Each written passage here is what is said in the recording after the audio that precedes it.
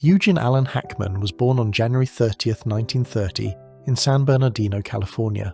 His childhood was turbulent. His parents divorced when he was young, and after his father abandoned the family, Hackman moved in with his grandmother in Danville, Illinois. At just 16 years old, Hackman lied about his age to enlist in the US Marine Corps. He served as a radio operator in China, Japan, and Hawaii. "I have trouble with direction because I have trouble with authority. I was not a good Marine," he later admitted. After leaving the Marines, Hackman wandered aimlessly, working odd jobs. He was a doorman at Howard Johnson's in Times Square, a furniture polisher at the Chrysler Building, and even a cleaner in the same skyscraper. Hackman first enrolled in the Pasadena Playhouse in California, where he met Dustin Hoffman. Both were considered outsiders. Hackman was older than his classmates, and Hoffman was often ridiculed for his looks. Their peers labelled them least likely to succeed, a judgment that deeply stung but also fueled their drive. He was eventually kicked out of the Pasadena Playhouse after receiving the lowest grade ever given to a student. It was psychological warfare. It was like me against them, and in some way, unfortunately, I still feel that way, Hackman later reflected. Moving to New York City, Hackman took any job he could find to support himself. He polished furniture at night, ran errands for a theatre company, and did small parts in off-Broadway plays. Despite constant rejection, Hackman never gave up.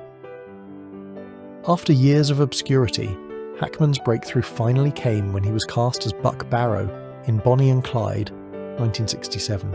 His performance earned him an Academy Award nomination for Best Supporting Actor, proving all the naysayers wrong. 4 years later, he cemented his place in Hollywood with The French Connection, 1971, playing Detective Jimmy Popeye Doyle.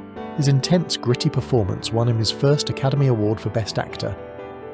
Throughout the 1970s and 1980s, Hackman proved he could play any role, from the paranoid surveillance expert in The Conversation, 1974, to the diabolical Lex Luthor in Superman, 1978. His ability to switch effortlessly between drama, action, and comedy made him one of the most respected and sought-after actors of his time. In 1986, Hackman gave one of his most inspirational performances as Coach Norman Dale in Hoosiers, a film about an underdog high school basketball team. His second Oscar win came with Unforgiven, 1992, where he played Little Bill Daggett, a brutal sheriff opposite Clint Eastwood.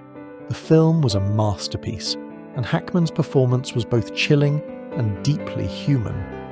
His final role came in the movie Welcome to Mooseport. That same year, a doctor's warning about his heart health made Hackman decide to retire from acting. The stress test said it was time to slow down, he admitted. Rather than basking in Hollywood fame, he turned to writing novels, co-authoring historical fiction books such as Wake of the Perdido Star, 1999. His love for storytelling remained strong even as he stepped away from the screen. Hackman's performances in films like The French Connection, The Conversation, and Unforgiven are studied in film schools and continue to be celebrated by critics and audiences alike. His influence on American cinema is undeniable. With his naturalistic acting style and ability to bring depth to complex characters, inspiring generations of actors. Hackman remained largely out of the public eye for 2 decades, living a quiet life in Santa Fe, New Mexico, with his wife, Betsy Arakawa. On February 26, 2025, Hackman and his wife were found deceased in their Santa Fe home. At the 2025 Academy Awards, his close friend Morgan Freeman led a touching tribute. Gene always said, "I don't think about legacy. I just hope people remember me as someone who tried to do good work," Freeman continued. "I think I speak for us all when I say, Gene, you will be remembered for that and so much more. Rest in peace, my friend.